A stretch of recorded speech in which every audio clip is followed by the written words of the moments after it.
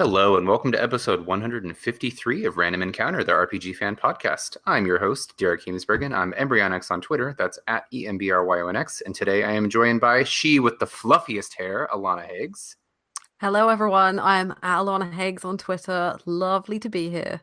Glad to have you as always. And the further end of the British spectrum, well, I don't know what I'm trying to say here. Another person who doesn't live in America, Robert Fenner, everybody. Well, hello, folks. It's me.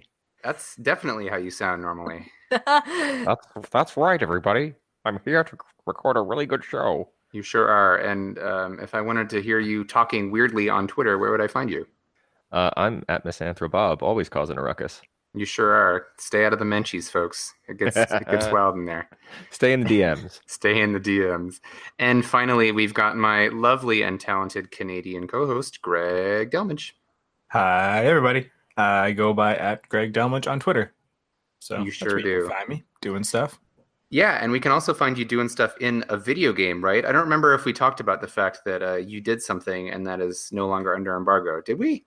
I can't remember if we mentioned it in the last podcast or not, or if I hadn't gotten time to. But just in case, I'm in FIFA.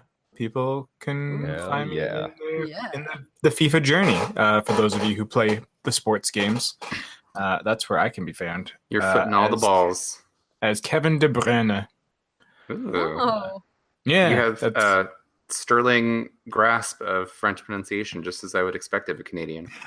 Well, it's weird. It's like, his weird Belgian French accent is basically what got me the job because I had to be him. So that was fun. Oh, did you have to mocap speaking? Yeah, it was the full performance capture. Like when you play through the game as either Alex Hunter or Danny, I forget Danny's last name. As Kevin De Bruyne, I interact with them in a couple scenes, one scene each, and then I also play a random director in one of the scenes as well. I had a couple random things I did, but amusingly enough, the guy who plays Danny also, the show that my fiance and I met on production of Hamlet, he played Horatio in it, and then he had this gig on FIFA 18, and then they upgraded him and gave him a full role in FIFA 19. Nice. So it's kind of fun working with him again too. Yeah, sounds like it. Small world. The tangled web of entertainment. Right? So many ways to get in. Good night, sweet prince. Good night, sweet prince. Well, I'm glad to have everybody here. It's been a few weeks since our last episode. I take full responsibility for that. I'm going to give you the Rob Steinman spiel of, I was busy with various things. I was busy with various things, but we're here and we're ready to talk some RPGs and maybe a little bit of non-RPG because it's our show and we get to do whatever the heck we want with it. Yeah. Yeah, so take that. Well, today I think I would like to start out talking about the sort of big surprise of the week in RPG land. We're going to get to a little bit of Super Smash Brothers chatter later just because there was a direct today that announced a couple of tertiary RPG-related things. But I think the biggest announcement the RPG of all, mechanics. Right. Mm-hmm. The thing that none of us expected to happen this week was the follow-up to Undertale of sorts. So Toby Fox, creator of Undertale, made a couple of cryptic tweets earlier this week saying that people should check back to the Undertale Twitter account in 24 hours from the time of the first tweet. And he blacked out the name of the account, and there were some messages that were all just black bars. And so that led to a lot of wild speculation and theorizing and such. And it turned out that 24 hours after that initial tweet, he revealed something called Deltarune. If you went to deltarune.com, you would get a black screen with a few lines of text, sparse text that just said something to the effect of, please complete this survey if you have completed Undertale, and you must accept responsibility for everything that happens from here on out. And what you do is it's an executable, you download it. It's kind of, actually, when you think about it, people were putting a lot of trust into Toby Fox to not, screw them over with computer viruses or whatever, because it's just this executable that if you try to run it, I tried to run it on Windows 10, and it comes up with a Windows Defender thing that's are you sure you want to run this program? You don't know the source or whatever. And that happened to me on Windows 8. Yeah. Right. And when you run the install, the only thing it says in the sort of introductory text section is just, once again, in all caps, you must take responsibility for everything that happens from here on out. So it's pretty ominous. It looked to be just a survey or something like that related to Undertale, maybe, or people thought maybe it's a survey for his next game. Who knows? But it's a program for some reason, so you download it. And wow, it turned out to be quite a bit more than just a quick survey. We don't want to get too heavily into spoilers or anything, but sort of the nature of the discussion will spoil what Deltarune is. So if you would prefer not to know that, I would say stop listening here, come back once you've downloaded it and played it if you're an Undertale fan, or if you don't care, then just listen on. So it turns out Deltarune is more than just a survey. It's actually a little game. I don't want to go too far into exactly what it is, but it starts out with like a little kind of character creation section before moving on into like a fully fledged little RPG, what seems to be the follow-up to Undertale, and it is just going by the name Deltarune. Holy crap. That's a bombshell just to release like, oh, here's a sequel to my critically acclaimed game. Just have fun. It's free. I just released it for no reason. Like, yeah, so it seems like from what we can gather based on the information available in the game, this is like some kind of a follow-up to Undertale. It has a lot of recurring characters. It's not really clear to me from playing through it exactly how connected it is, because there are a few things here and there where characters speak as if this is maybe like a parallel dimension or like another take on the Undertale world. Mm-hmm. Excuse me. But I'm like, yeah, I've been talking about it a bunch. Fenner, please. I got the vibe from like the opening into where the quote unquote game begins proper, of like, it almost seemed like a little bit of a reaction to what a success Undertale was and what its fandom became. I got like kind of a Evangelion episode 26 vibe, you know, of like, for those who haven't seen that, the original Evangelion series ended really controversially, where it's going to be the big final battle with the angels, but then Shinji wakes up in a high school romantic comedy where like he's late for school and Rei Ayanami is late for school and she's running with toast in her mouth. And like, that's kind of what's going on here. You're late for school and all these characters from Undertale are like populating the town. Like, notably, I noticed that Undine was like a cop standing on the corner, and then like, I don't want to spoil too much, but a lot of characters, pretty much all the characters you see at the beginning of this game will be characters that you encountered in Undertale, but filling vastly different roles. Mm-hmm. So I guess one could take it as if you've beaten Undertale, you know, and got like a happy ending, that this could be a continuation. But because, like I said, some of the characters, like the way that they're speaking, or they sort of deny relationships that exist in the original game or something. So it's like, it does feel a little bit off. And I think that's on purpose to, one, keep an element of mystery, and two, to like, I don't know, maybe to use it as a springboard for doing unpredictable things. But yeah, it's more than just a little program. It's a fully fledged game. And I mean, I want to talk about it, but it's only like a day old. So it's hard, because I know that, Robert, you haven't finished it yet. Greg, you haven't played it at all? I'll take that as a no. And then Alana, did you go all the way through it? I did, yeah. So I'm in the same position as you, is that I'm bursting at the seams, but can't burst. It's frustrating. It is frustrating. But I will say, try your absolute hardest not to look up anything about Deltarune until you've experienced it, if you're an Undertale fan. And play it blind as much as you can. I realize we've already talked a little bit about the fact that it is, you know, like an interactive game, but play that, and then maybe in a future episode, maybe next episode, maybe the one after, we can talk more in depth about it. And they did release, there's a soundtrack accompaniment to this that was released this morning. Excuse me. So there's some really good tunes in there, and I highly recommend checking it out. It's on Toby Fox's Bandcamp. As good as ever. Yep. Really. If you like Undertale. Now, there's a whole bunch of different releases. Like Undertale is basically on everything. Is it mobile? I can't remember if it's mobile, though. Not mobile, but it did come out on Switch a few weeks ago. And I think that's probably where I'm going to hold out for it. When I eventually get the Switch around the holidays, I feel like that might be the way to go. I don't know. I mean, I wanted to do it get into it for a while. I've heard so many good things about it, and I am ashamed for not having played it yet. But it's unmissable and very short. Yeah, that's good. Yep. I will hold off on all the spoilery stuff. But fun fact: some kid did dress up as Sans at my child's school for Halloween. Oh, which was really? entertaining to see. Oh wow. Did they have a bad time? I don't know. They seem to be in a good way, but Very I feel like that's a clever, Alana. reference that I don't know. So Yeah. It's okay. Yeah. No, I was just like good. that he was wearing sandals in like the end of August. Sorry, October. Yeah, on brand. When you're a skeleton, you don't get cold, I guess, right? True. Seems that way. Yeah. So Deltarune exists. What a surprise to just come out of nowhere, to go from, not really hearing anything about what Toby Fox might be up to next, to finding out that he's been working on something. It turns out for years, he uploaded a screenshot on Twitter with some sort of like design doc type material about this Deltarune project that dates back to 2015. So Oh wow. Yeah, it's Yeah. 2012 actually. Was it? It was 2012. There were images of one of the characters from 2013, and then there were some files for 2012. So 6 years, Oh apparently. my god. This is And- where we find out that Undertale was the distraction and not the real thing.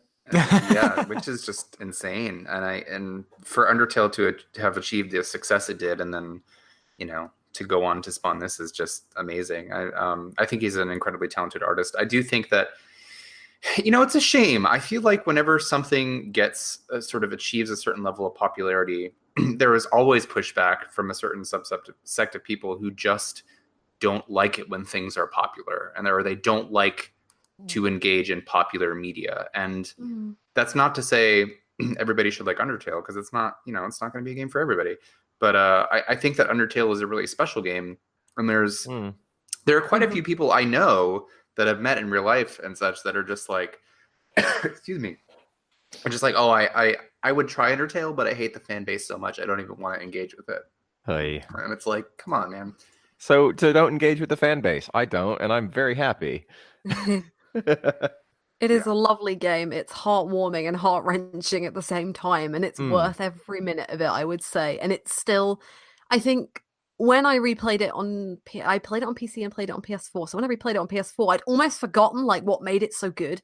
Like in those years between the re-release, I just remembered all of the memes and all of the jokes that came out of it. But then I had to re-experience the really strong emotional attachment to every character. Yeah. And I think it twigged the other day or yesterday after playing Deltarune.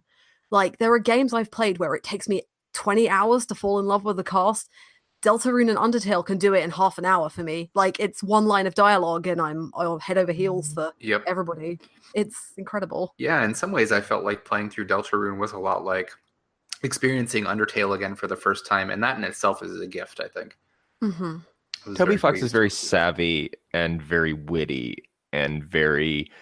it's this sort of combination of like a very switched on and observant empathy with his obviously encyclopedic knowledge of the that I think come together so nicely to make these games casts so je ne sais quoi, to use a cliche. Oh, are you from a French province of Canada as well? Ooh la la. Ooh la la. Ooh, just a little bit. Ooh, a little bit more. When is Eurovision anyway? March, April? May. Yeah, it's probably next May, isn't it? It's too far away. Sorry. I'm It's ready not for even more going to be in Eurovision Europe now. next year. It's not. Azerbaijan? Israel. Oh, Israel. Okay. Yeah. Well, it shows what I know about Eurovision. I'm a fake fan. Fake gamer, fake Eurovision fan. No, it's a lot of fun. Well, I think that's about all I want to say on the subject of Deltarune. But if you're an Undertale fan, you owe it to yourself to go check it out and go in as blind as you can. It's worth your time, I promise. Shifting topics, Alana had mentioned something that I just kind of spaced out as a potential discussion here on the show.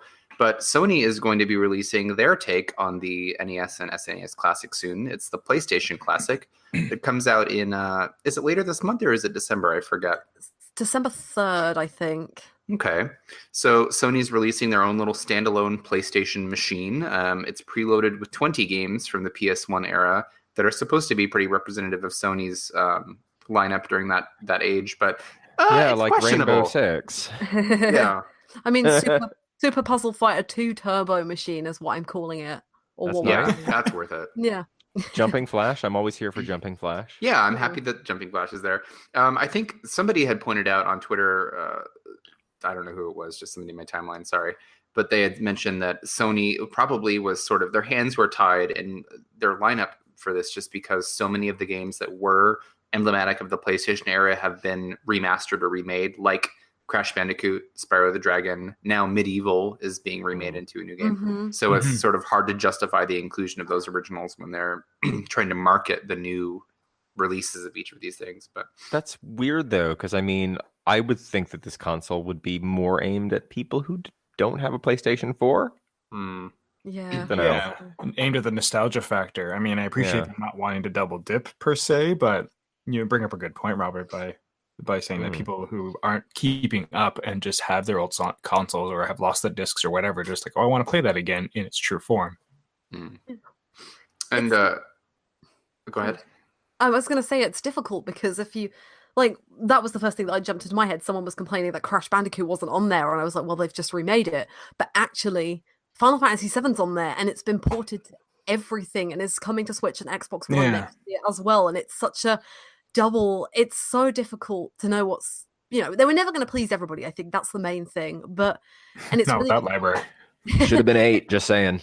It should have been 8 though. That is the right answer. But it's really hard because they chose to release the version without the analog stick, so that immediately cuts off a bunch of games. Like Ape Escape. Yeah, exactly. Ape Escape has been shouted at me 4 times yesterday. I can't play Ape Escape on my PlayStation Classic, says my best friend. Yes, you can't.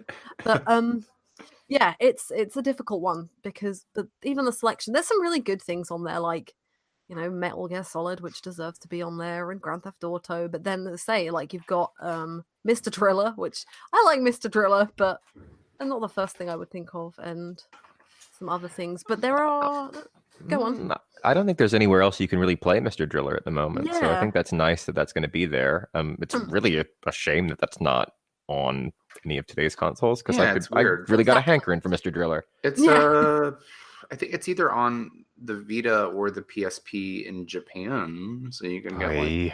Yeah, that's easy, right? So what an easy thing to line up. No, and I think it's also on, weirdly enough, the Xbox 360 Live Arcade. Oh, I think it is. Yeah, that doesn't help us right now, does it? Probably not.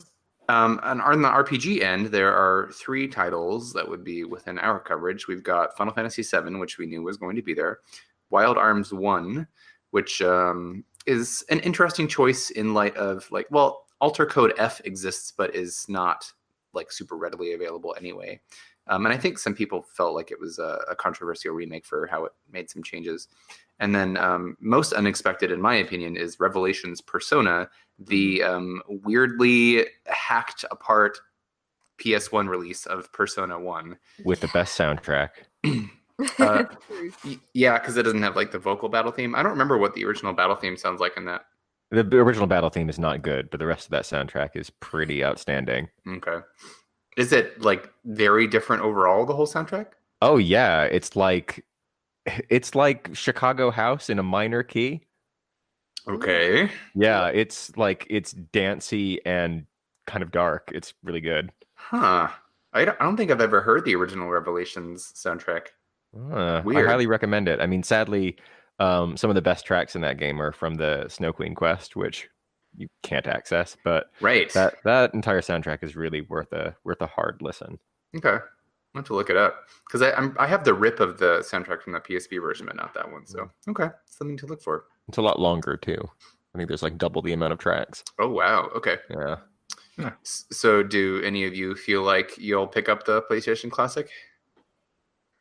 No, sadly not. I mean, I was kind of not against it, but I was kind of ready to not, because I own pretty much everything I want off the PS1, bar a few non-European releases, and there's nothing on there like that I would rebuy that I don't own already. Like, I already own Wild Arms, I already own Rayman, I already own Final Fantasy VII, so I'm kind of, I own the PSP version of Persona. I mean, the only difference, I know the horrible version of the PS1 translation, and there was some controversial, like, they changed a race, didn't they, of one of the characters? Yeah, they made Mark black.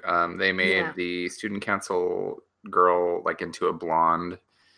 Yeah. And then they cut out the Snow Queen quest and some Yeah. odd choices there. And also Yeah. speaking of the European version of the PlayStation Classic is the same lineup as the US version. Is that right? Yeah, That that's is right. correct. Okay. Yeah. And the then only cool thing about Persona is the English version. One of the I think actually the blonde girl, schoolgirl is called Alana in the American version. I Oh, don't is she? remember. Oh I'm yeah. pretty sure. I'm pretty Yeah, sure. yeah. in that Ayase game- is Alana. There you go. You've been Awesome. immortalized. I have She's been the immortalized. trendy Kogal girl who uses a jump rope as a whip. Perfect. How fun. Fancy. That is exactly what I was doing when I was 16. I'm so yeah. spot on. Yeah. Right on target. Greg, do you think you'll get the PS1 Classic? I mean, I was very curious when it was first teased, especially because Wild Arms, because it's one I only like played briefly when I was younger and never had a chance with it because I hadn't quite hit my stride with RPGs quite yet and didn't have my own PlayStation. But I have Altered Code F.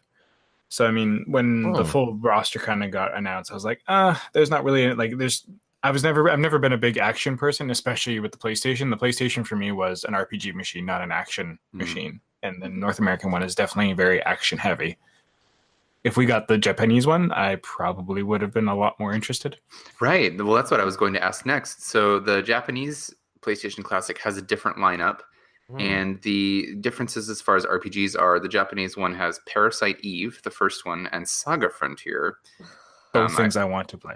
Yeah, I would have liked to have both of those in the US release, but because I know, let's see, Parasite Eve is available as like a PS3/Vita download. Is Saga Frontier 1? I don't think it is. In Japan, both Saga Frontier games are, but sadly neither are here. And did those released in Europe like at all? Only 2. Yeah. First one didn't. Huh. Well, 2 has phenomenal music. I didn't like the game back when I played it, but it's been a long time, so. 1 is weird and broken. I wrote about it for the Halloween feature. It's special, but I mean, I can see why they wouldn't include it. I don't think any Saga games were particularly popular outside of Japan, but I think it would be nice to have that game available again. It would be. Another curio, more or less. Every Saga game is kind of a weird experiment, and it would be nice to have access to that back catalog with the impending, whenever it is, release of Saga Scarlet Grace, so we can kind of look back and see what they were like and how they're going to be next. So we haven't heard anything about that for a while, by the by. Yeah, I mean, occasionally Kawazu pipes in saying, "Please, my English fans, be patient." Yeah. But I guess his hands are tied, really, aren't they? Yeah, most likely. I have to wonder. I'm sure Square Enix has enough on their plates, and they're trying to kind of space out. Like they have Kingdom Hearts, which is their next big release about to come up, and then their Final Fantasy 14 arm is busy with the fan festival coming up in a couple of weeks. So like, I'm sure they've got enough that they don't need to add that to their like marketing machine at the moment. And it's finally shown that the. Sorry, Greg, go ahead. Oh, sorry. And presumably all the 7 stuff as well, as they're going back to the drawing board with that. Oh, yeah. Oh, God. Who even knows what's going on with that game anymore? That's the version we're going to get on the PlayStation Classic. Surprise. Can you imagine? Yeah. You thought you were getting Firefox 2. Anyways. I've just like resigned myself to denying the existence of Final Fantasy VII Remake until it is a tangible thing. Until we get like a release date and like a full gameplay trailer and stuff, I'm not going to waste my energy worrying about it just because it's probably still so far off, and the form it's in now may not be the form it's in when it releases. So just let it happen. What were you saying, Robert? Sorry. I was saying that I think over at Tokyo Game Show, they recently the Romancing Saga 3 remake or remaster reared its head. So that is something real. And that's supposed to come out in January. Yeah, it is. Apparently we're getting that too. I hope we do. It's a super good game. Yeah. I've never played any of them. I think I tried one of them, like the Famicom version. So it was Japanese. I had no idea what was going on. But like, I know they're very esoteric. How do they like? What do they like? Like, what niche do they fit into for the RPG gamer? Well, Alana, you reviewed 2 last year, didn't you? I did, yes. I I think you enjoyed lasted it. longer than I did at that one. I got right to the end, the very end, and 25 goes on the final boss, and I gave up.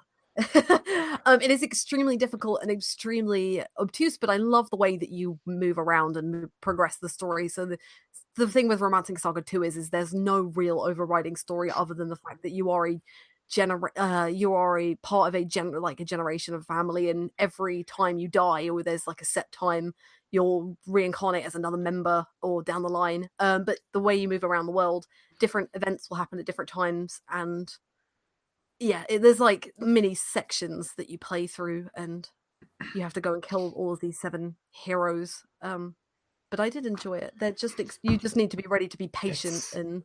It's funky. I reviewed it over at CGM, and I feel like I love the concept of Romancing Saga 2 more than I like playing it. Yeah. And I think it was an important game for the way it pioneered some of those concepts. And it was like a very brave and risky game to come out in, I forget what year it was. I think 92. 92. For it to be so freeform and for it to break so many of the like still fledgling RPG conventions as thoroughly as it did, we're like, whoa. But is it tactical gameplay? I forget its gameplay. No, style. it's a turn-based Okay. You have a party. You meet up with the people. Yeah, you have a party. It's got like a pretty unconventional leveling system where like the more you do stuff, right? It's like the more you attack with a sword, the better you get at it. Yeah, or like and you use skills in battle, and that gives you a random chance of learning like a higher level skill that activates instead, and then you add those, and it's obtuse and not very well explained, but it's an interesting and pretty fun system once you get into it. Yeah, and I think for what it's worth, Romancing Saga 3 is a bit more structured, right? Like you choose which character's story or who you want to be your protagonist, but it's like a more linear story, if I recall correctly. Like each character has a linear intro, and then the world opens up, but like the quests are more, they're better signposted than Romancing Saga 2, where like, it's a little bit more. Starting a quest feels a little bit more like something like Legend of Mana, where there's like a title card and you're given some clear objectives, rather than just kind of wandering around talking to every NPC. Thank God. Yeah, because Romancing Saga 2 is like, you just have to know that on your second character, if you sit on the throne for a second and then travel to some remote ass town and then talk to the girl in the bottom left of the town, that triggers a flag where you can go to a different town and find an NPC in the bar who will join your party and then start a new quest. It's like, there's still stuff like that, but it's not as much.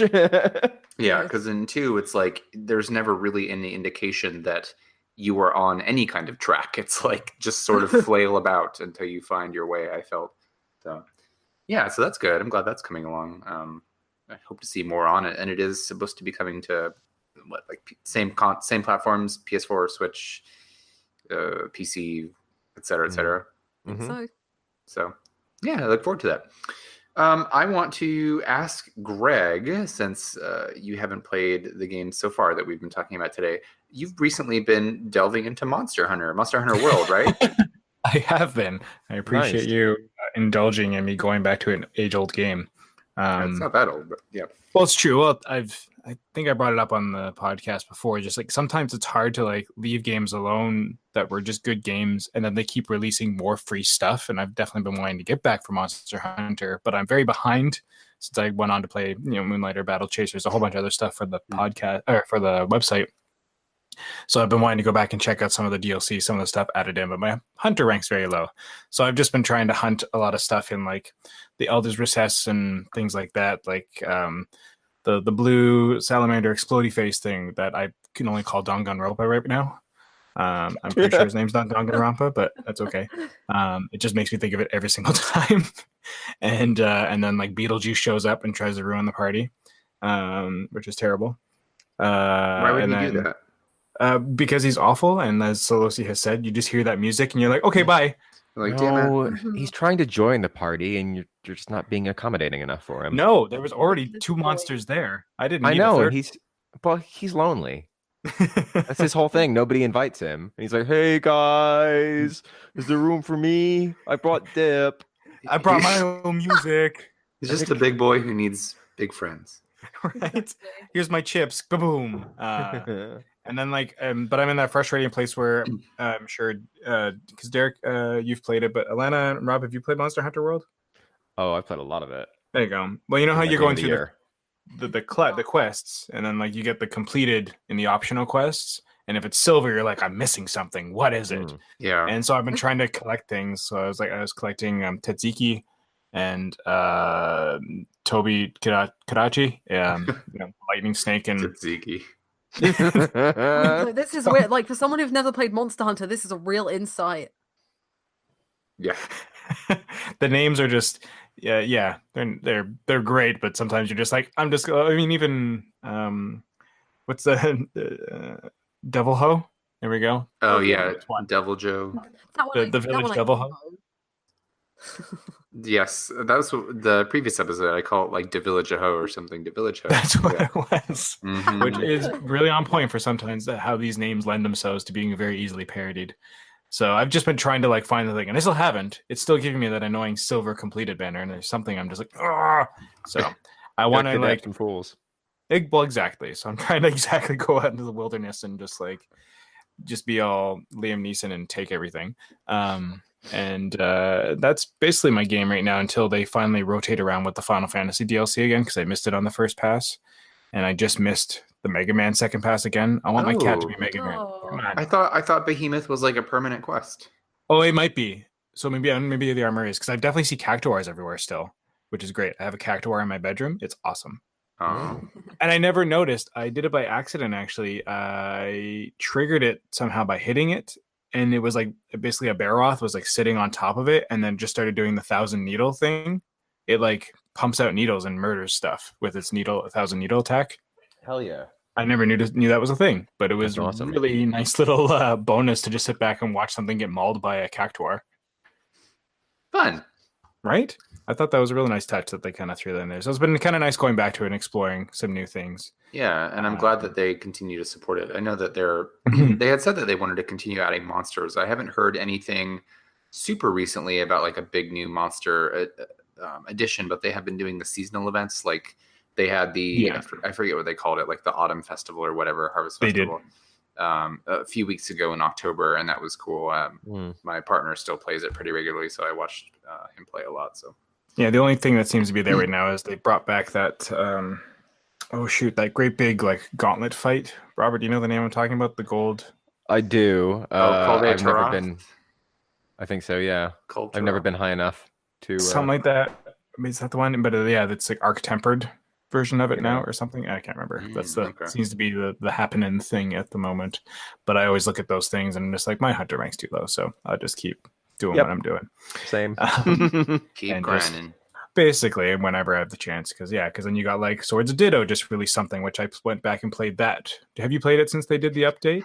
No, and I have a friend here in town who I went to his house and he loaded up his PS4 and his like most recent play game was Swords of Ditto, and I was like, oh god, Swords of Ditto, and he was like, okay, but have you played it since the update? And I was like, no, and he said that it's made a world of difference in how much he likes it. So I already did up an addition to my review that'll be coming to the website soonish. Oh, great. So, but I did like the change, and I would be curious in a future episode to talk with you if you get a chance to like dabble in it and see what you think of those changes. So for now, I felt like it had a good foundation, but I just did not like the execution. So it's good to hear that they've continued to work on it. There's definitely like they're streamlining it nicely, which is good, and it's great to be in this world where like there seems to be like a turn where for a lot of companies, I mean, there's still some companies that kind of flout the whole idea, but a lot of more of the indie developers are putting consumers first and not just relying on like, oh, we'll fix it in DLC. It's more just a case of like, oh, we didn't quite get it right. We want to keep going at this for free and like make this work. Like there's like a lot of apologizing, I guess, but like, not that they've wronged us per se, but just they recognize, oh, we didn't quite nail it and we want to make this right, as opposed to just like, suck it up, too bad. Maybe we'll fix it, maybe we won't. Yeah. And I feel a lot of developers are going that direction more of favoring the consumer market and really trying to give us something good for it. Yeah, and I'm all for developers having an artistic vision for how they want a game to be, but there's also a difference between accepting like, okay, we had a vision, it didn't quite work out, and then the stubbornness of like, well, this sucks, but deal with it because I mean, at that point, it's your choice as the player to not play anymore or not to give them the money. But yeah, I appreciate sort of the humility of saying, well, this is what we aimed for and we didn't quite nail it, so we're going to keep at it. Yeah, because we definitely live in a golden age for that, where they can do those fixes after the fact. Because like, if a Nintendo game was bad on the NES, it was bad. And there were many of those. Well, exactly. And like, it's not like they were going to release, like, they maybe could get a sequel if they had the money and maybe fix it, but it's not they were going to be like, oh, here's the new updated cartridge. If you return your old one, we'll give you this one for free or something like this. That wasn't a thing, right? So that's sort of thing in a couple of cases. Super rarely, but yeah. Yes, it was incredibly rare. Or there's just ET and everything got thrown in a dumpster. That's how Data East went bankrupt with the re-release of Metal Max 2 on Game Boy Advance. It was so buggy they had to recall them all, and that was the making that right was the end of that company forever. Thank you, Hardcore Gaming 101 writer Robert Fenner. Yeah, no kidding. So that was good. And then I guess the only other recent thing was Moonlighter released a Halloween update. I haven't looked at it, but I know you can get Halloween stuff. I want to play that. It looks so cool. It's out on Switch in 4 days from this recording, November 5th. I think it's going to translate really nicely to that. Like, I enjoyed it on the PlayStation, but it's definitely, as I had said, a game that lends itself to smaller bursts. Like, just grinding through the whole game in like one sitting, basically. Like, that's your main focus. It definitely got to a point where I was like, okay, I've done a lot of the roguelike thing. So being able to kind of take it on the go and play it in bursts and then set it aside for a bit while you play something else and then come back to it is like, I think it would be really good on the Switch for that. Mm-hmm. Good. I look forward to playing that. I'm going to grab that next week. This entire season is just full of stuff. It'll be a good Christmas. Take a Christmas break and just play things. I know. Yeah, that would be nice, wouldn't it? Well, speaking of good art that's out, we recently were treated to the release of Castlevania Season 2 on Netflix. I'm only 3 episodes through it. So far, I'm quite happy with it. It's not perfect, but it is a hell of a lot better than any adaptation of Castlevania I could have ever asked for, I feel like. It's just so faithful to the spirit of the show and like so well animated and nicely plotted overall. The dialogue is quite natural. I'm really enjoying it so far, but since it's the season for Castlevania, I was going to say that I know Alana's been playing Konami's recent release of Castlevania Requiem, which contains Symphony of the Night and Rondo of Blood. Ooh. Rondo of Blood was only released in the US and I think Europe, English-speaking territories at least, for the first time as part of the PSP port of Castlevania Symphony of the Night, right? Or no, it was... Yeah, Dracula X Chronicles, yes. There's the PSP version. It was Dracula X Chronicles, which was a remake of Rondo of Blood, and you could also unlock Symphony of the Night on it, and also the original Rondo of Blood. So yes, yeah. You're right. You could unlock the little mini game that they gave you. Oh yeah. You didn't have like the Super System card inserted in your Turbo Duo. That's right. What is that all about? It's like this little like omake chibi Castlevania level with like super deformed characters, and you just like move Richter to the end and whip these cute little zombies, and then it's like, you don't have a Super CD card, please insert that next time. Oh, that's adorable. It's very cute. So Castlevania Requiem is out. I remember I had the PSP version of the Dracula X Chronicles. I don't remember anything about it really, and I certainly never played the original version of Rondo of Blood. So I, for one, have been enjoying going through Rondo for the first time ever. It's got quite a bit of like diversity and branching paths in the stages, which I didn't realize was a thing. You've got Maria as a second playable character who plays totally differently from Richter. It's got banging music. It's really, really good. But more relevant to our coverage is Symphony of the Night. And Alana, you've been replaying that? Yeah, nearly finished it in 2 sittings, but oh boy, it's still exactly the same as I remember it, minus the voice acting, but small things. No sweet Jeremy Blaustein localization job. No, what is a man? Yeah. And is that the one that's supposed to be like the really good one? Symphony of the Night is widely regarded as the best Metroidvania in the series, I would say. Right up there with Aria of Sorrow, which is the Game Boy Advance prequel to the Dawn of Sorrow. Those two are always competing for top for me. But yeah, it is exactly the same as you remember it, and if you love it, then you'll still love it. And if you haven't tried it, then I'd recommend it because it still plays as smoothly, as fun as everything is ever, really. Yeah, and you can really feel the influence it had on Time Spinner when you play it. Like playing this so soon after Time Spinner, it's like, oh my god, yeah, Time Spinner nailed it. Oh yeah, definitely. I played Time Spinner and then bought this because I was like, I need more of this. And yeah, Symphony of the Night just nails it again and again. It holds up. It's the port Castlevania Requiem that has this 2-pack is fairly bare bones. That's what I've heard. Yeah, I'm not really sure what I would expect it to have, I guess, but it just feels like a very simple menu that just boots the game and is like, okay. It'd be nice to have something like, like some concept art or little bits of history about the game, like some of these other packages do. Yeah, I like a museum mode. I do too. I think it's like, I wasn't expecting anything to come with it, but like it is literally the title screen is just Castlevania Requiem. You click, all you can hear is rain and thunder, and the two games of the two titles. If you select another one, they overlap each other, so you can't read the menu properly. Like the UI is so unintuitive and horrible. It's just like Konami. Konami were just like, yeah, we'll sell them. We don't care, and it's like you should care. Typical Konami. Care. Yeah. I mean, I'm not usually one to get on the Konami hate train, but like between how bare bones this package is and the recent news that they're rolling out a patch that will remotely kill installed versions of PT. Oh my god! Yeah, makes me say like, backtracked on that. Have they really? I thought they Okay. backtracked on that. All right. As I just saw the news yesterday. Seeing the Yeah, I remember I saw a deleted tweet and then did some hunting. But yeah, like regardless, it's like safe of my ire for now. Yeah, really. I mean, but that's a big, when it comes to preservation, that's a big no in my opinion. I mean, I guess they can do whatever they want, but it's just, it's not nice. Just, like erase it from existence is so, I don't know. It reeks of like it's spoiled. It's like unnecessarily overbearing. Yeah, it's petty. Just before we move away from Castlevania Symphony of the Night entirely, I was just going to say, it's a disappointment to me that this port doesn't include the Sega Saturn exclusive features, like being able to play as Maria. Yeah.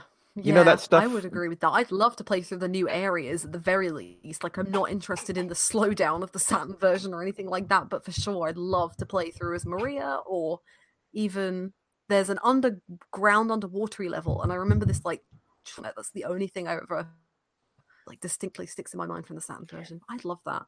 Those features are in that hidden PSP, the Symphony of the Night version that's included in the Dracula X Chronicles. Oh, are they? And this game uses that localization. So I mean, like, what did they do? Did they take the PS1 version and slap that localization on it, or what? It's weird. Like a weird Frankensteining. Yeah, several versions that don't incorporate the best parts.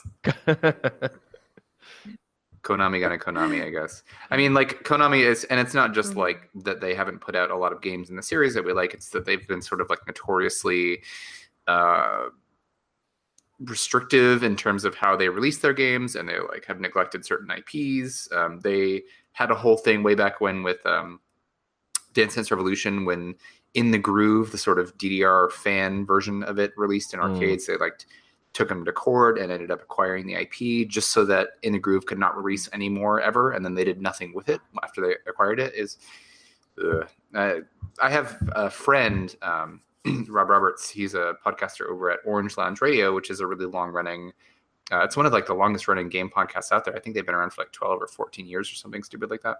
Wow. And he's really big into the Bimani scene, or like that's a big part of how Orange Lounge Radio started, and I've heard stories from him about how Konami is just like some of the stuff that they've done to the industry, and like their involvement with them since they were a big like a site that provided a lot of coverage of Konami. Anyway, I'm getting a bit off topic, but Damn it, Konami! Damn it! What are they doing with Suikoden? They've just like registered Nothing! a Suikoden domain, haven't They're they? doing nothing with Suikoden. that is well, just... they put 1 and 2 on PSN, so I can't begrudge them too much for that. But I mean, it's better than nothing, I guess. I don't really want Suikoden without Murayama. I'm No. not really interested in that PSP game that has like 108 characters, which are like duplicates of each other, some of which don't have portraits. I mean, I don't think we're really missing out. Yeah, apparently so. No.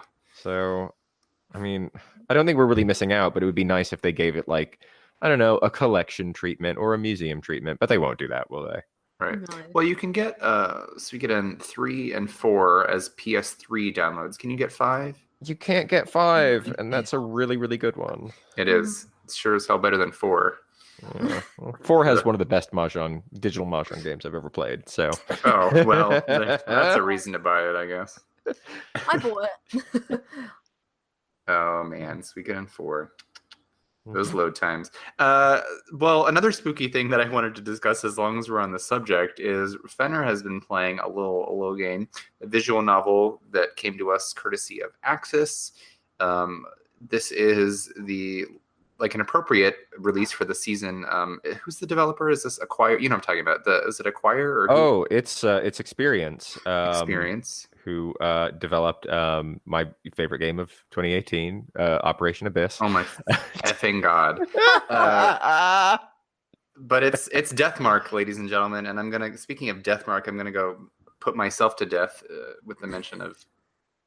I can't even. If you get Secret Santa this year, and that's what you get, you know who you've got. Oh my god! Oh, I don't need another copy of that. One is enough. Right. I just disassociated. You totally threw me off. So Robert Fenner, you've been playing Deathmark, you son of a gun. What do you think about Shibari? No, how do you feel about Deathmark? Oh boy, let me tell you. I really, really like this game. I am a little bit disappointed by it.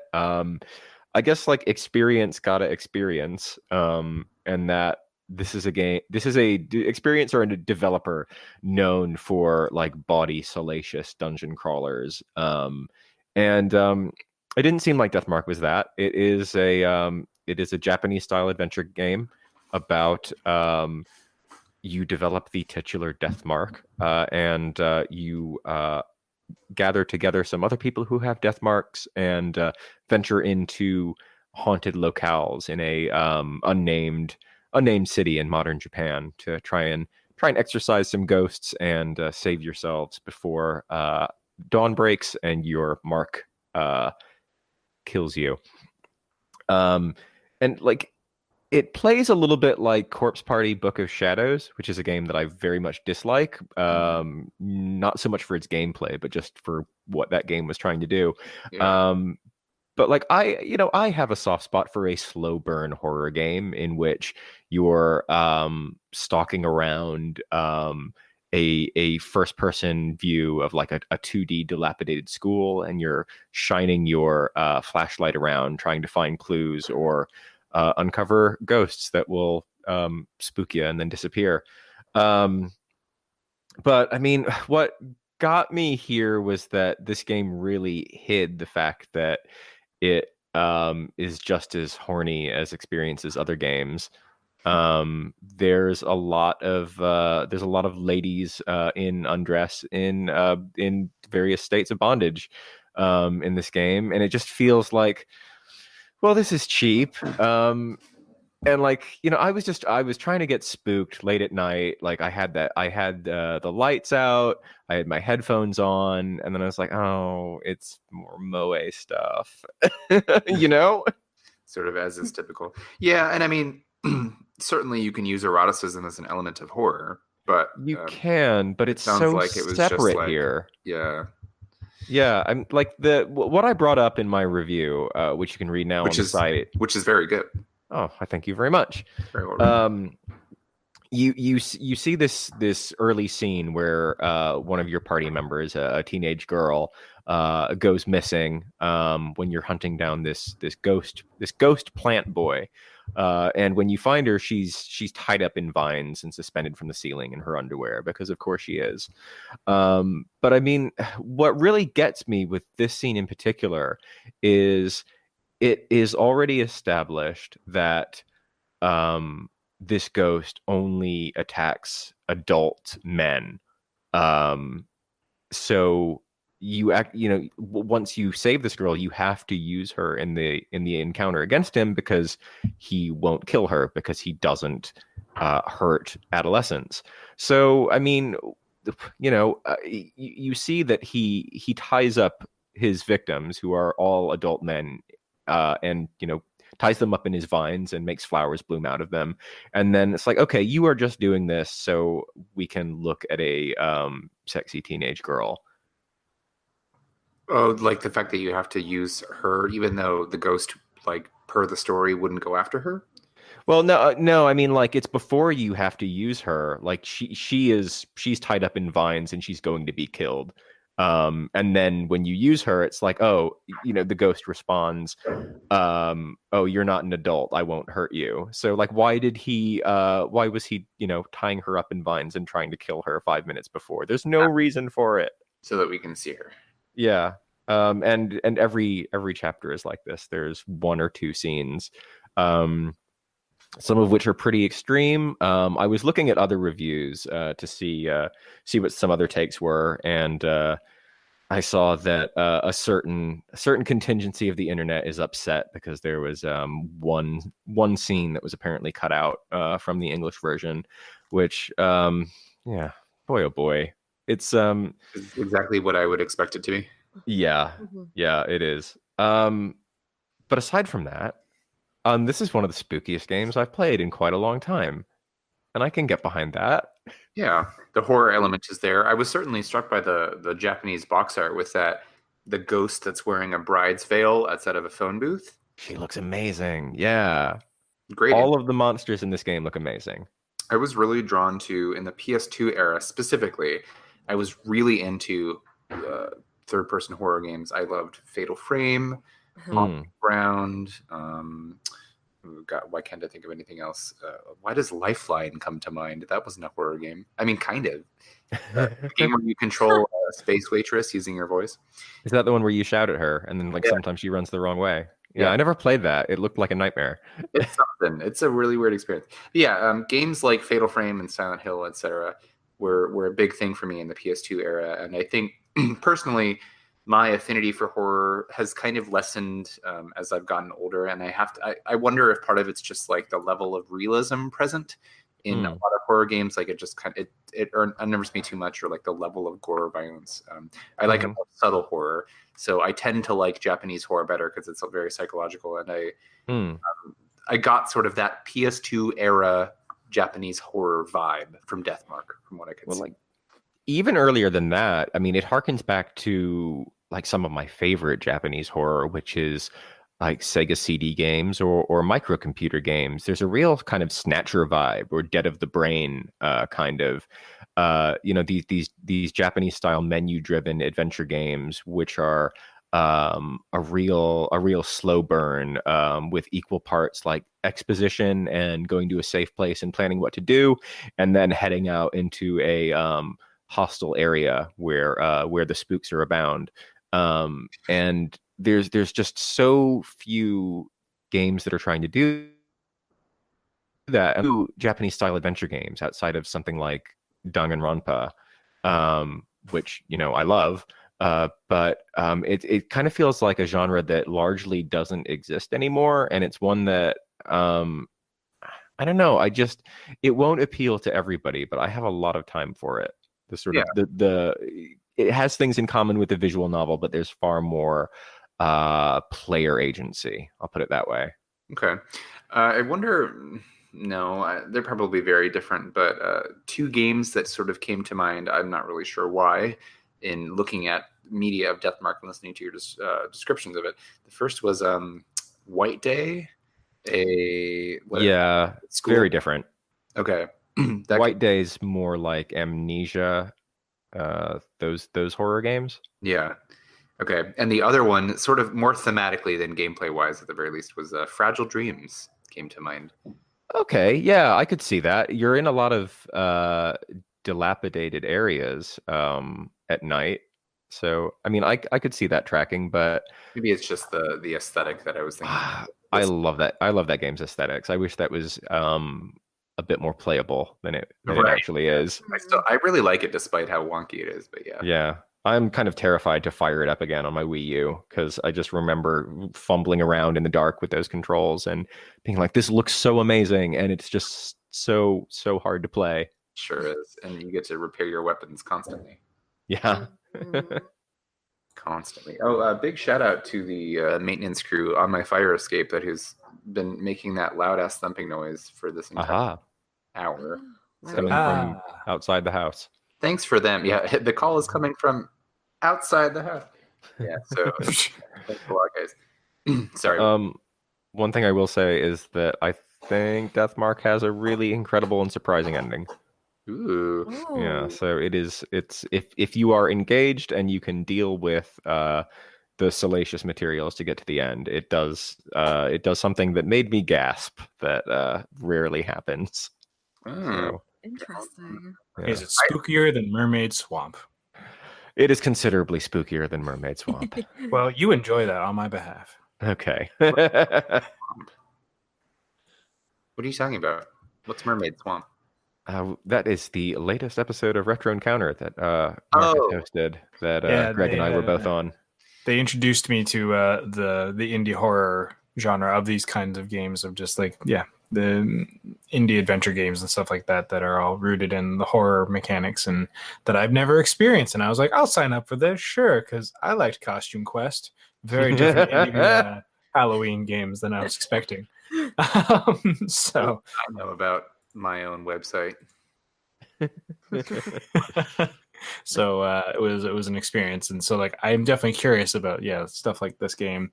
Maybe not so much the salacious material of it all, but the level of spoopiness was surprising, and how engaged I was in it. So if it's even more so, I'm like, okay, I'm good.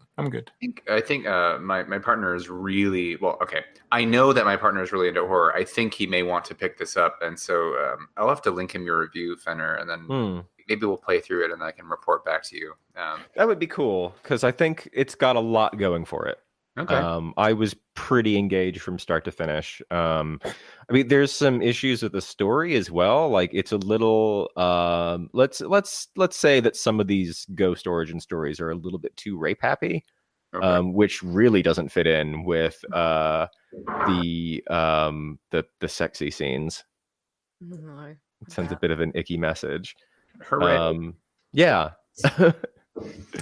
Well, it sounds like it's worth playing overall, and I really, despite all of the weird sort of comparisons I've thrown out, I do miss that feeling of the like earlier era J horror. So this might just for something along the lines of like a Fatal Frame. So I'm hoping that because the sequel just came out in Japan as well.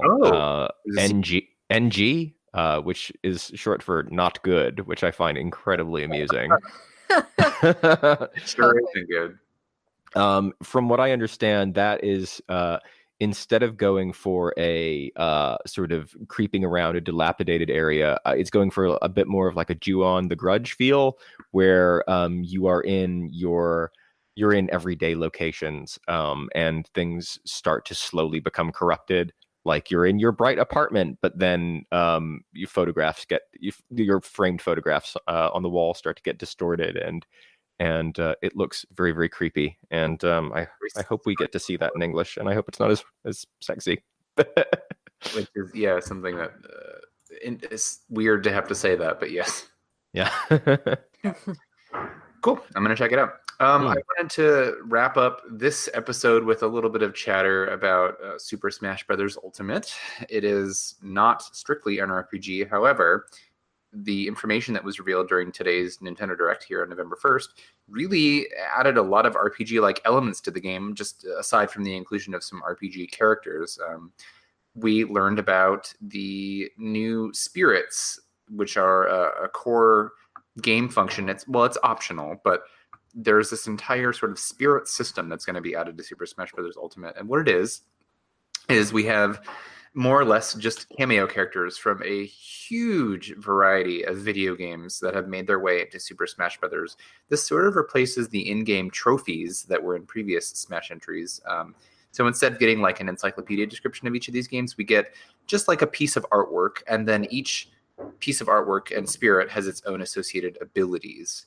You can use the spirits to customize your characters and sort of add to their stats or give them things like, I think there was like a metal character. I think like Fiora from Xenoblade Chronicles gives you metal armor, and you can get various Fire Emblem characters, or I mean, like there's so much stuff I couldn't even begin to touch it all. Plus, I don't have reference materials in front of me. But I remember I tweeted, I saw Sagi.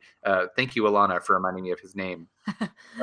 The main character of Baten Kaitos Origins is the spirit that you can get. Like, what? Oh, wow. That's such a surprise. Although the valedictory elegy was in Smash 4, wasn't it? So I wonder if it's back for this. Ooh, I hope so. That song is so good.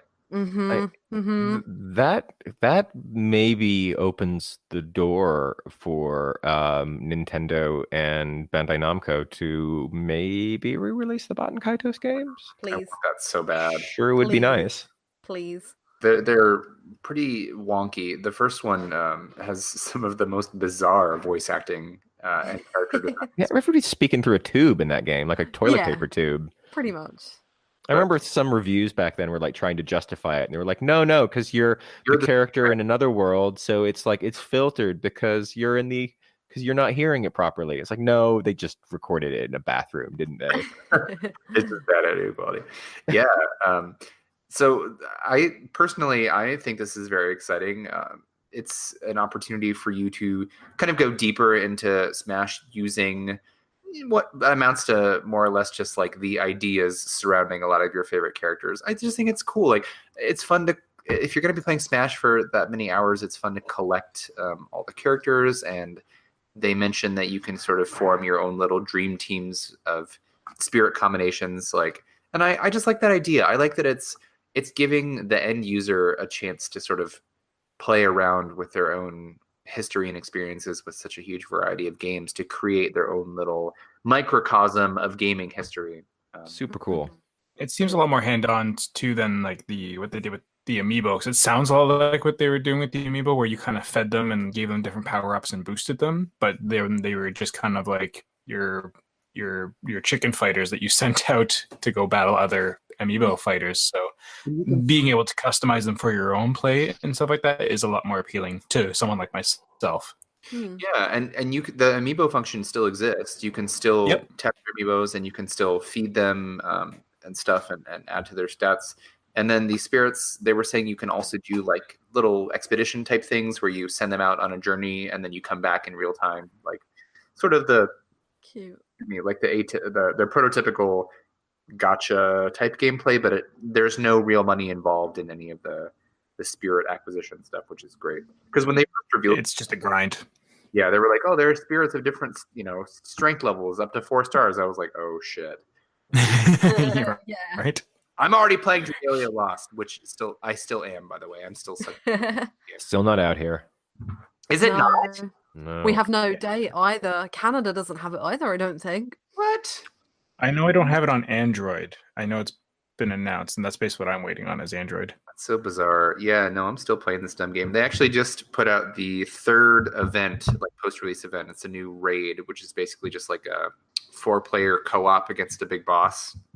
And you each bring a party of 4 and you fight against it and stuff. And it's cool. Like special limited time, a limited time character and a limited time dragon, which is like you can transform as your trump card in battle into whatever dragon you have equipped. So anyway, oh god, I don't want to talk about it really.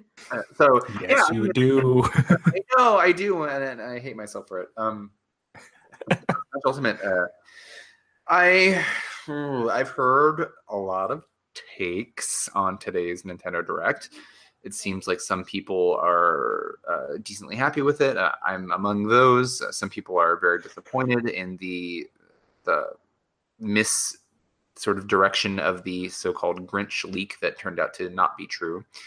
None of those characters ended up being announced or revealed. And because they have said that the roster on disc is now complete, including the new additions Ken, Incineroar, and Piranha Plant, who will be a free DLC character if you buy the game around launch area. Yeah, what a odd inclusion. I'm okay with that. It was so great. It's cool.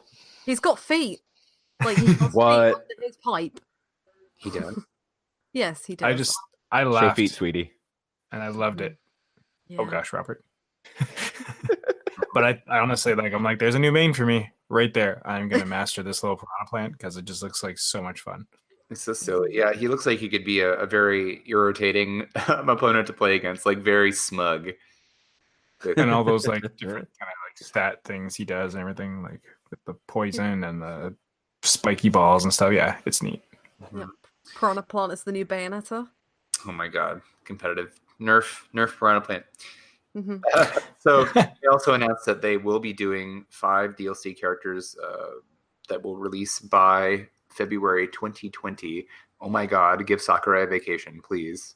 Please. That was Really, probably one come of my on. other I favorite worry parts. about him so Yeah. much. He was just sitting there just like staring blankly at the camera and like, will I ever get a break? And like underneath the table, I'm sure he's like shackled to it or something. Like, God. And it's like, it's I made a joke about it on Twitter, like Sakurai, if you need help, blink twice. I think it's fun to joke about it, and everything, because the guy has very much made a spectacle of being like the perpetually overworked Nintendo boy. But man, I really hope that he's taking care of himself. Big Mhm. time. Yeah. Crunch is awful. yeah. And we talked about in the last podcast too, how you were just saying like, if it meant no Smash versus Sakurai dying, I'll take no Smash. This is true. Yep, Hmm. I would. I don't think any game is worth a person's life and livelihood, No. Unless that person is the 43rd president of the United States. But it saddens me how divisive that debate probably would be online. Oh, no doubt. There are tons of people out there who are just like, F you, give me the game. I want it now. I want it faster. I don't care about the people who make it. Like, people who can't see the humanity behind the games that they consume are quite numerous. It makes me sad. But Mm. Yeah. there are people. Opportunity lost for them. Yeah. So, and also, what was that? Then there's like, the story mode and stuff. Right. Yeah. And that looks very cool. There's like the little world maps, which are kind of like little pre-rendered things that your character get to walk around, and then you get to fight these battles against characters with very specific loadouts and AI patterns, which a lot of that feels very RPG to me. Mhm. So, And it looks like a nice harkening back to the Time Space Emissary, which I really did enjoy back on Brawl, and kind of missed in the interim, having that fun adventure mode. mhm. Yeah, I did too. Yeah, I see it sort of as a means of completing varying objectives when you're not playing with your friends. And it also kind of gives you a chance to practice, maybe like practice with some characters you might not play as much, give you an excuse to play it when you're on your own instead of just like trying to polish your multiplayer skills. I don't know. I'm very happy with it. I think that it looks like a really fun and robust mode, and they've poured such a ridiculous amount of time and energy into making this game truly live up to its moniker, Ultimate. Sakurai's okay. So here's my question. Do you guys think that the fact that they announced Isaac as an assist trophy precludes him from ever being a DLC character? Yeah. Kind of seems that way, doesn't it? I would probably say yes. Was there, I want to say there was an instance of a character in the past being an assist trophy who's now a full fighter. But was that in a different game, though? Yeah. Yeah, it wasn't in the same. Maybe they'll make Felix the character in DLC. I was going to say that. Ooh, that's a great idea. That is a cool idea. Yeah, he would play. Yeah, yes, I like it. Good. And then follow-up question. Is there in this game a Waluigi trophy? Isn't there? I think there is. Oh, so it's this trophy. Yes, sorry. There is an assist trophy? Okay. Yeah. Then, okay, that sadly means probably no him as well. Yeah, I feel like if we were going to get a new Mario addition to the roster, Piranha Plant's a heck of a lot more odd and endearing to me. Oh, I agree. So I'm I good just with people that. have been shouting about it for ages, for sure. Oh, no doubt. Well, we still don't have a Geno assist trophy, and in Smash 4 there was a Geno Mii fighter outfit, but they haven't revealed anything of the sort for this one. He's a spirit, I think, so far. So, did they show him as a spirit? apparently I was looking through our Slack chat, and good old Steve and Myrick brought it up. Okay. But who knows? It could not be same rules as assist trophy. Blah blah blah blah blah. Right. Yada, And yada. right. This is all operating under the assumption that like they're following a specific rule set that they Exactly. might, They could just give us Isaac and Waluigi and whatever, and be like, float the rules. Yeah. You get both. Everybody gets a Golden Sun character. You get a Golden Sun character, and you get a Golden. All 5 DLC is Golden Sun characters. Well, that would make some people happy. I wonder if we'll get an FF12 character or something like that. Like since they've announced some new Final Fantasy, I'm surprised there's no one else besides Cloud. I would love another. Phoebe would be a good fit. He Vita would. would be amazing. I would master the hell out of that sweet boy. Oh, Mystery Dungeon yes. Chocobo as an assist. Oh, Yes. Collective gasp. Just made my life. As a character, like Mystery Dungeon Chocobo as a character. Oh, the character would be even better too, and like he changes job classes as his my like God, I found my main. different abilities.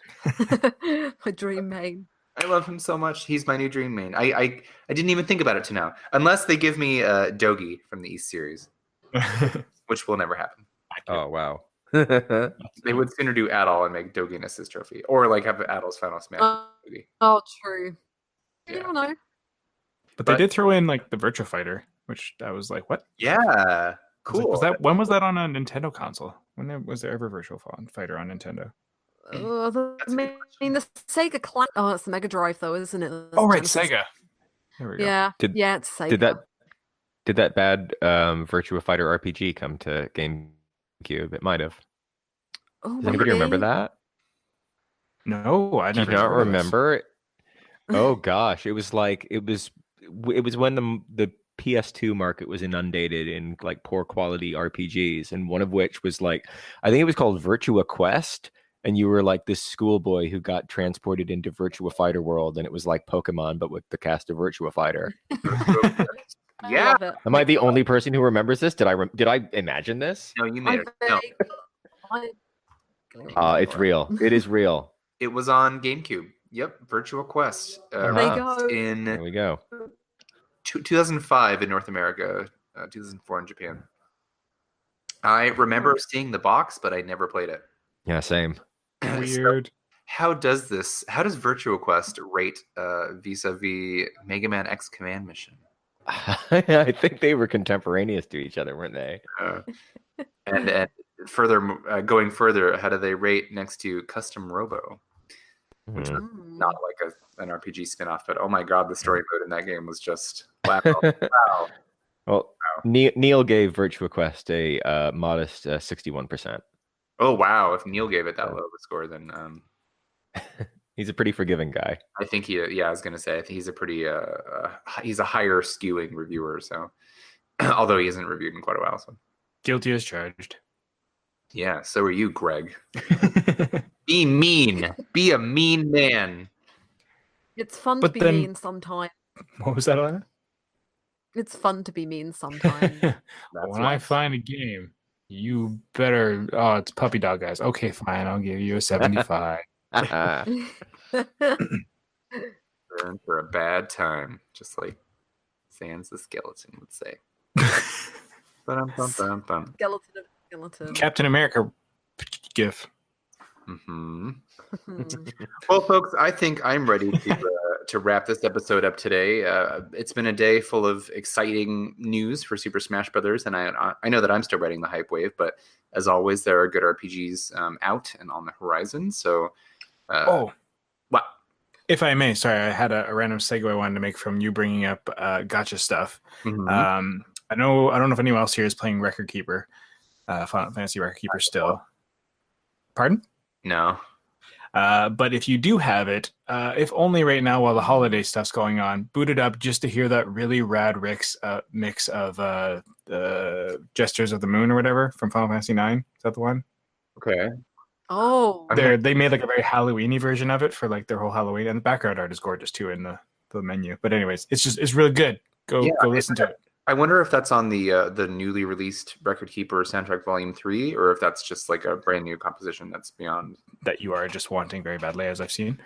Oh yeah, I got it. Don't worry. Oh, you did get it. Excellent. I wonder if it's on there. If it is on there, let us know because Yeah, I'll have to listen through again and We're good. I'll check on that. Well, you can expect, speaking of upcoming RPG news, I am going to the Final Fantasy XIV Fan Festival in Las Vegas, middle of November. I'm going on behalf of CGM, but I will definitely take pictures and try to like report something on the RPG fan side of things. So if you're a Final Fantasy XIV fan, I'm sure there's going to be a big announcement to look forward to, probably the new expansion. Awesome. Look forward to that. Whoop, whoop. Yeah, and hopefully there's something fun to ride and get a photo op on. Oh yeah, like another. Well, we did Fat Chocobo, right? So yeah, Behemoth. Yeah. Or Chocobo Dungeon Chocobo. Or Chocobo Dungeon Chocobo. Oh my god, I have a new obsession. We found a weakness. I'm not sorry. I'm gonna go make a Twitter bot that has a Chocobo Dungeon Chocobo. Is Chocobo's Dungeon Chocobo in Smash yet? No? Okay. Ooh, or the Prince from Katamari. Wouldn't that be cute? I love that. Yes. He would also just be a great assist trophy where he just comes in and rolls over shit. Exactly. An amiibo. Oh, I love the Prince. Well, Katamari Reroll is coming out next month, so that opens up another door. It's true. Okay, well, I'm going to call it here, guys. So if you have questions, comments, or spare potions, you can send us an email at podcast@rpgfan.com. You can also follow us on Twitter @rpgfancom and like our Facebook page at facebook.com/rpgfancom. Please subscribe to us on iTunes or through the RSS feed and give us your feedback. Leave us an iTunes review. It is always very much appreciated. And if you send an email to us, I will happily engage you and or mention it on the show if possible. So thank you so much for listening. For me, Greg, Alana, and Robert Fenner, we appreciate you tuning in, and we'll see you all later.